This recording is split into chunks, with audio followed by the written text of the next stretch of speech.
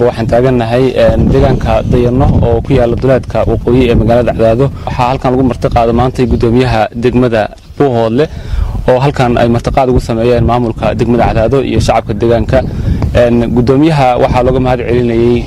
dadka deegaankan Cadaado gaar ahaan dadka reer miyiga ah oo abaartii kal hore ku dhufatay deegaankan ka barakacay markii ay tageen deegaankaasi sidii wanaagsaneed ee loogu soo dhaweeyay deegaanka Buuhoodle ayaa looga mahad celinayay gudoomiyaha halkan laba cisho ayuu ku sugnaa gudoomiyaha waxaan weydiin doonaa gudoomiye Salaad Dheere gudoomiye Salmaan Dheere sida uu arko soo dhaweynta loogu sameeyay deegaankan Dayano iyo mahad celinta uu kala kulmay dadka deegaankan Cadaado gudoomiye ku soo dhaw aad iyo aad baan u dhawahay marka hore Allah raxmaanka mahad celinaya waa ku bilaabay markii labaadna waxaan mahad celinayaa shacabka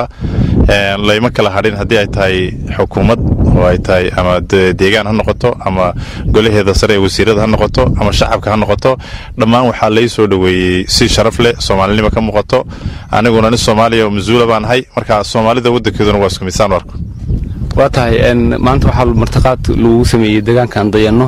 oo si arkaysan barwaaqo roobkii uu ka da'ay xareedda fadhiso dadka deegaankan aad kula kulantay gudoomiyaha degmada Cadaado iyo maamulka degmada qaybiisa kalena aad isla kulanteen deegaanka si aad aragtaa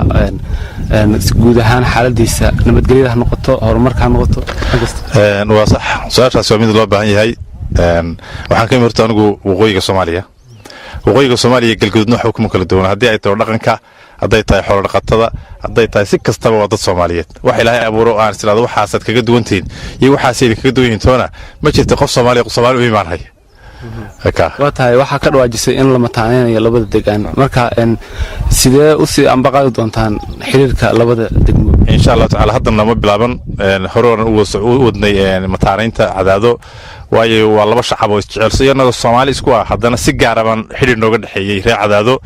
oo sanadihii soo dhaafnay xiriir nooga dhaxeeyay insha Allah ta'ala waa isbaranay maamulkii shacabkeena waa isbaranay dhaqankii kasto aan isaragoo dadkii madax dhaqameedka aan la kulmin hadana maamulkii waan saagnay waa si ama qaadi doona waxaan ka midhalin doonaa inay mataan noqdaan oo tababarada iska taageerno aqoonta iska taageerno nabadgelyada iska taageerno wax kasto oo bini aadan isku taageero siyaasadda iska taageerno waxyaabahaas oo marnaa inaan